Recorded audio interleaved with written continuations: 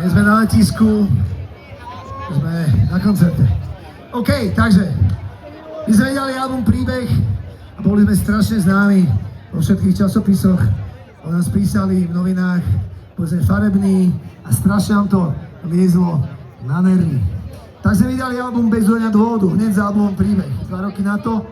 A tam boli podstatne rýchlejšie skladby. Vrátili sme sa k rytmom, ktoré sme hrali predtým, napríklad ako toto.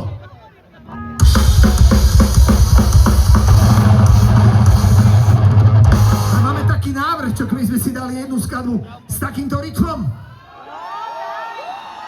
OK, poďme na to. Štát! Go!